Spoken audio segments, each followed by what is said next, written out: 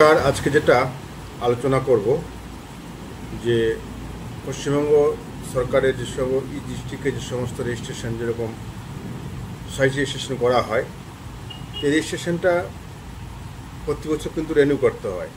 এই রেনিউটা করতে গিয়ে নানা ধরনের সমস্যা সম্মুখীন সবাই হচ্ছেন। এই রিনিউয়ালটা না করলে কিন্তু আপনার সার্টিফিকেটটা ইনভ্যালিড, এটা আমরা সবাই জানি। এবং কি এটা প্রতি বছর আপডেট হচ্ছে, প্রত্যেকটা বছর এটা কিন্তু আপডেট হচ্ছে। সেই পরিপ্রেক্ষিতে আজকে কিছু নতুন আপডেট আপনাদের দেব যে রিনিউয়ালের ক্ষেত্রে কিছু কিছু নিয়ম পরিবর্তন হয়েছে, সেগুলো না করলে কিন্তু রিনিউয়াল আপডেট করা যাবে না। তো প্রত্যেক এনজিও এবং প্রত্যেক ক্লাব, সোসাইটি, সমিতি, বাজার সমিতি যারা সোসাইটি রেজিস্ট্রেশনে অ্যাক্টে রয়েছেন তাদের কিন্তু প্রতি বছর রিনিউয়াল বাধ্যতামূলক। এই অ্যানুয়াল রিটার্নটা যারা করবেন তাদেরকে প্রথমে আমি বলে দিই আপডেটগুলো, যে আগেরবার যেরকম ছিল যে আপনাদের শুধু প্যান কার্ডটা করতে হয়েছিল গত বছর থেকে যেটা হয়েছিল, কিন্তু এবছরে যেটা কিছু আবার পরিবর্তন এসছে। যেরকম আপনার রিনিউয়াল করতে গেলে অডিট রিপোর্টের ওপেনিং এবং ক্লোজিং, আপনার যেরকম অডিট রিপোর্টে ওপেনিং থাকে এবং ক্লোজিং থাকে, সেম আপনাকে ওখানে সিস্টেমে আপনাকে এন্ট্রি করতে হবে। এটা পেজ অবশ্যই নতুন করে পেজ এডিশন হয়েছে যে আপনার ওপেনিং ব্যালেন্স এবং ক্লোজিং ব্যালেন্স, মনে করুন 3 বছরে আপনার অ্যানুয়াল ফাইলিং করা হয়নি, তাহলে 3 বছরের আগেকার যে অডিট রয়েছে, 3 বছরের যে ওপেনিংটা এবং 3 বছরের পরে যে ক্লোজিংটা, এই দুটো বসাবেন। এমন না যে প্রতি বছর ওপেনিং ক্লোজিং করছেন, 3 বছরের আগেরটা আবার 3 বছরের পরে লাস্ট যেটা ক্লোজিং সেটাই কিন্তু বসবে। 2022 সালে যেটা ওপেনিং ছিল এবং 2025 সালে যে ক্লোজিং হলো, ক্লোজিংয়ের অ্যামাউন্ট আর 2022 সালের ওপেনিংয়ের অ্যামাউন্ট দু জায়গায় কিন্তু বসবে। এটা অনেকে ভুল করছেন, সেক্ষেত্রে কিন্তু আপনার বারবার রিজেক্ট হওয়ার সম্ভাবনা থেকে যাচ্ছে বা হচ্ছে। এরপরে আপনার দ্বিতীয়ত হলো যে ব্যাঙ্ক অ্যাকাউন্ট, যতগুলো ব্যাঙ্ক অ্যাকাউন্ট রয়েছে আপনার ক্লাব, সোসাইটি, ট্রাস্ট যারা সোসাইটি অ্যাক্টে রয়েছেন তাদেরকে ব্যাঙ্ক অ্যাকাউন্ট ওখানে মেনশন করতে হবে। ব্যাঙ্ক অ্যাকাউন্ট মেনশন এই জন্যই করতে হবে যদি কোনো অনুদান পেয়ে থাকেন, ব্যাঙ্ক অ্যাকাউন্ট, প্যান কার্ড।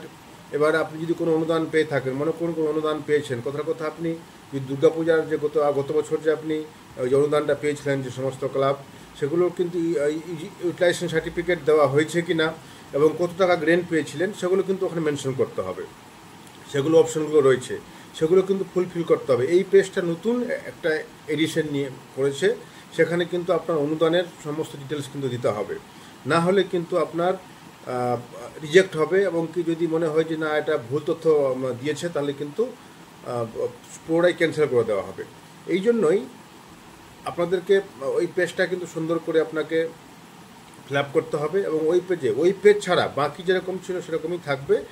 আর একটা জিনিস যেটা প্রত্যেকে ভুল করছেন যে কারেন্ট ম্যানেজিং কমিটি, অনেকে কি বলছেন যে আমার ম্যানেজিং কমিটি 5 বছর ধরে তো আসি, তাহলে কেন আমি আবার এটা আপডেট করতে যাব না। কারেন্ট ম্যানেজিং কমিটির কথা হলো যে আপনি 5 বছর সেম কমিটি রয়েছেন, একই কমিটি 5 বছর রয়েছে, কিন্তু সেই কমিটিকে প্রতি বছর কিন্তু রেনিউ করতে হবে। রেনিউ কীরকম করবেন, যে আপনার লেটার হেডে লিখছেন 2024-25, 2025-26, মানে আমার এই কমিটিটা এক্সটেনশন করছে। তার মানে কি আগে 24-25 ছিল, এবার নেক্সট যখন আপনি এটা লিস্ট দেবেন তখন কিন্তু 25-26 হয়ে যাবে। ব্যক্তি সেম, সব কিছুই সেম আছে, কিন্তু আপনার যে লেটার হেডে যে আপনি লিস্ট তৈরি করবেন সেখানে কিন্তু ইয়ারটা চেঞ্জ হয়ে যাবে। ইয়ারটা চেঞ্জ হওয়ার পরে এবার আপনার যখনই আপনি রিনিউয়াল করতে যাবেন তখন কিন্তু রিনিউয়ালের ক্ষেত্রে আপনাকে আবার কিন্তু আপডেট করতে হবে। এই আপডেটটা কিন্তু আপনার কন্টিনিউ প্রতি বছরই কিন্তু কারেন্ট ম্যানেজিং কমিটির লিস্ট কিন্তু আপনাকে পোর্টালে আপডেট রাখতে হবে, নাহলে কিন্তু আপনার রিজেক্ট করে দেবে।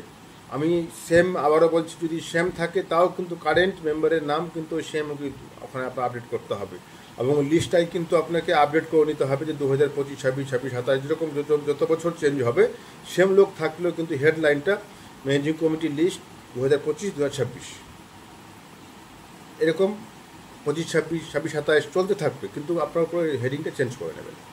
এক্ষেত্রে কী হবে যে মেইন যে ব্যক্তি ঠিক থাকলো, খালি সালটা চেঞ্জ হয়ে যাচ্ছে।